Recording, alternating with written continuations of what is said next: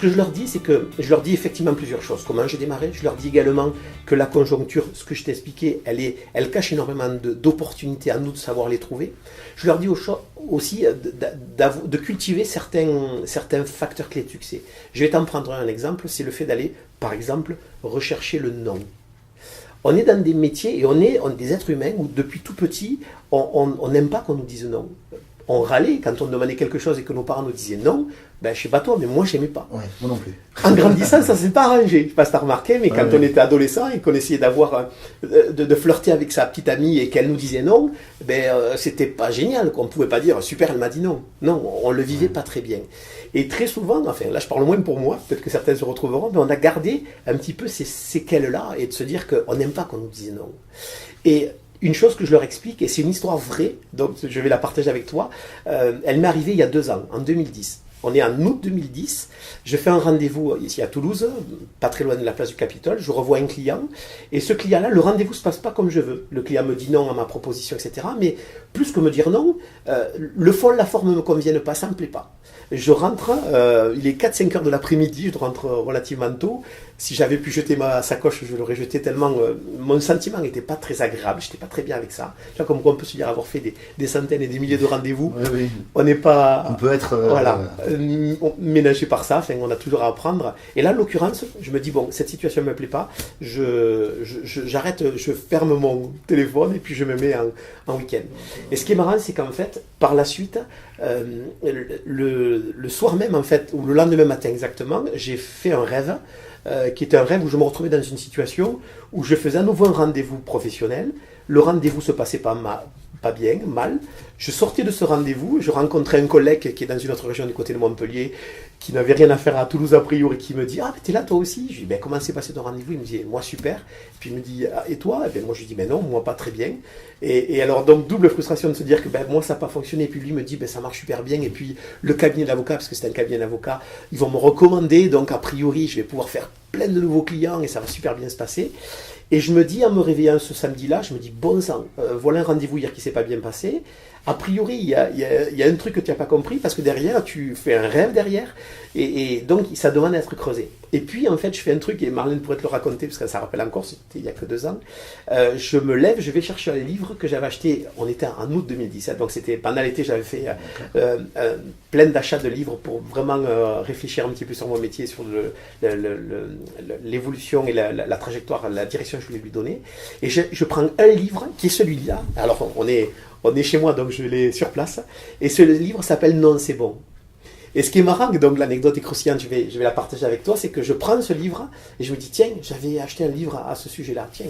Puis je prends le livre et puis je l'ouvre à la première page. Et puis, 3e ligne, je te lis, et pour les gens qui l'achètent pour le vérifier, et je te lis, 3e page, première page du livre, le livre commence comme ça, 3e ligne, ce récit s'inspire en grande partie du vécu de Richard. Ah, c'est énorme. Et puis là, je ferme le, je regarde, je dis, ah ben oui, il s'appelle Richard Fenton, on a le même prénom. D'accord. Intéressant. Et puis je continue, je tourne la page, alors je te le fais en live, parce que c'est à peu près comme ça que ça s'est passé. Je tourne la page que je viens de te dire, c'était la 3e, et puis là, je suis sur la première ligne de la page suivante. Je venais d'avoir 40 ans. En 2010, j'avais 40 ans. J'avais 40 ans. Et ce qui est marrant, c'est que, donc j'ai pris ça un peu dans la tête, donc je me revois dire à Marlène, tu sais quoi, je vais m'isoler au fond à côté de la mare, dans le jardin, et je vais lire.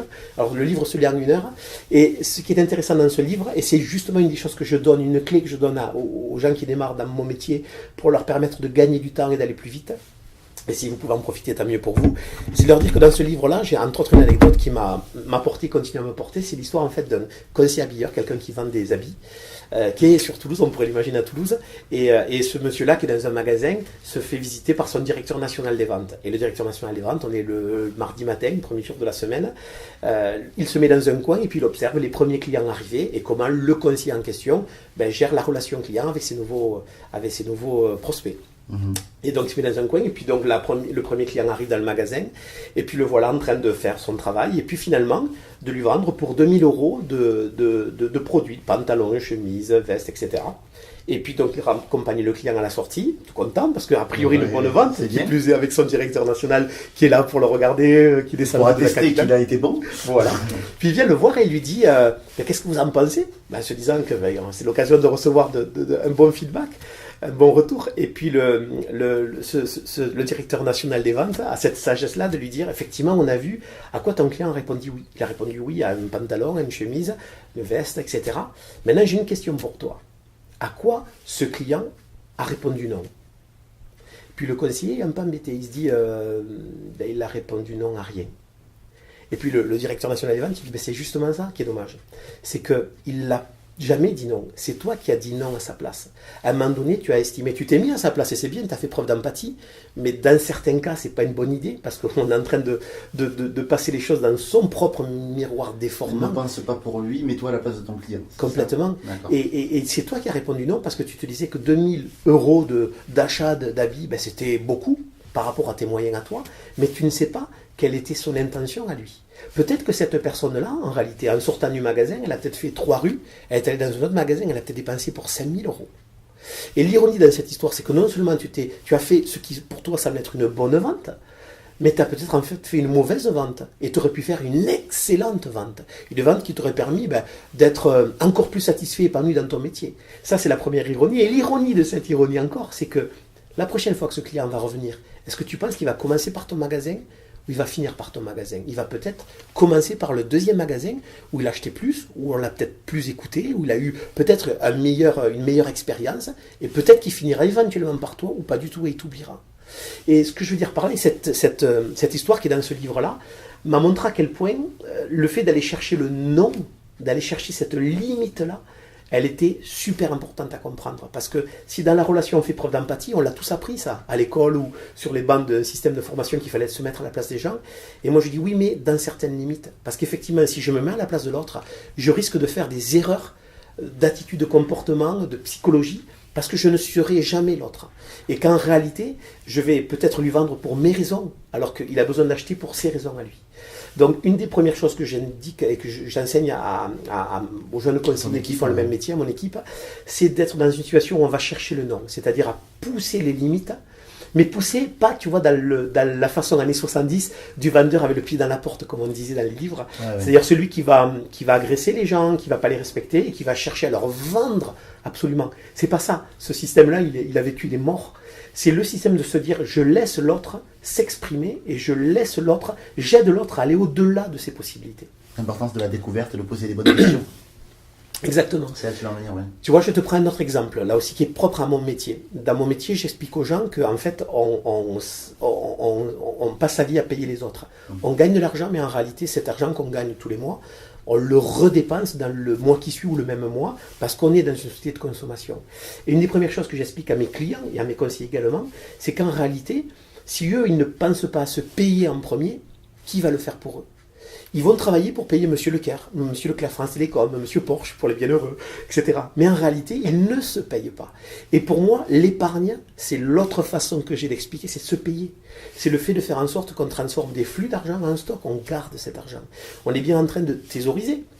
On est surtout en train de se payer. On est en train de mettre une barre à une certaine hauteur et de se dire, voilà, par rapport à ma capacité à gagner temps, j'ai une capacité à garder temps. Et c'est pas sur le fait de gagner plus qu'on s'enrichit, c'est sur le fait de garder plus. Et ce que j'indique, ce que j'essaye de faire avec mes clients, et ce que j'essaye de faire avec les conseillers, le message que j'essaie de faire passer, c'est de leur dire que justement, quand vous avez en face de vous quelqu'un qui veut épargner, mettre de l'argent de côté, le meilleur service que vous ayez à lui rendre, c'est de le pousser dans ses limites. Pourquoi ? Alors on pourrait se dire, double lecture, se dire, non, on veut vendre plus, non, on veut l'aider à se rendre compte qu'il peut se payer plus. Il y a un sport et il y a une analogie que je prends qui me plaît assez parce que je trouve qu'elle est assez originale et très transposable dans notre métier, c'est le saut en hauteur ou le saut à la perche. C'est quand même le seul métier, la seule discipline sportive plutôt, où en fait on réussit sur des échecs. Quand tu es en foot ou quand tu es au judo comme moi, tu réussis parce que tu as marqué des points. Donc tu réussis parce que tu gagnes un match. Et là on est dans un sport où tu réussis alors que tu es en échec et tu finis comme les autres en échec. Et tu finis pourquoi? Ben parce qu'à un moment donné, la barre, tu finis par ne plus la passer. Et après 3 tentatives infructueuses, ben c'est fini, la compétition s'arrête. Et ce qui est intéressant, c'est que ce sport-là nous montre que même celui qui passe les records, ben continue à mettre la barre un petit peu plus haut en se disant que je suis peut-être tout seul et les autres, ben on les a perdus en cours de route parce qu'ils n'ont pas passé ces barres-là, mais je continue. Je pourrais m'arrêter, je suis champion olympique. Mais non, je continue parce que je veux aller chercher une performance, un record, etc. Et c'est la même idée. Si nous, en clientèle, on sait cultiver le fait d'écouter les gens, mais en même temps qu'on fait preuve de cette empathie, de ne pas se mettre à leur place et de les pousser et d'aller chercher le non, on est en situation où on est réellement en train de réveiller leur potentiel à eux. Je te disais tout à l'heure où tu me disais que mon métier est un métier de révélation de richesse. Parce qu'en fait, la richesse, ils l'ont en eux. Mon simple rôle à moi, c'est de leur faire prendre conscience qu'ils sont assis sur un tas d'or. Et une des façons de leur faire prendre conscience, c'est de leur dire, dans votre capacité à épargner, mettez la barre plus haut. Si vous y arrivez, vous venez de découvrir que vous valez plus tous les mois et que vous avez une nouvelle compétence, et la compétence non pas de gagner plus, mais de garder plus. Et ça va faire la différence pour la suite, de savoir garder plus par rapport au projet, etc. Mais surtout, l'autre idée, c'est que si vous n'y arrivez pas, vous pourrez rabaisser la barre et revenir à un niveau qui est un peu plus acceptable, mais c'est de l'épargne. Donc, pour autant, vous ne serez pas perdant de cette histoire. Vous aurez quand même, pendant le temps où vous avez fait l'expérience, mis plus de côté. Et donc, en réalité, vous serez payé plus, même si l'expérience n'aura duré que quelques mois. Tu vois, donc ça, cette notion d'aller chercher le non, d'aller mettre la barre un petit peu plus haut, elle me semble importante parce que derrière, on fait souvent l'erreur de dire, par empathie, je ne veux pas aller plus loin, je veux me contenter d'un oui. Et je pense que là, on se prive de ventes supplémentaires, mais par rapport à notre client, on se prive de l'aider à avancer davantage.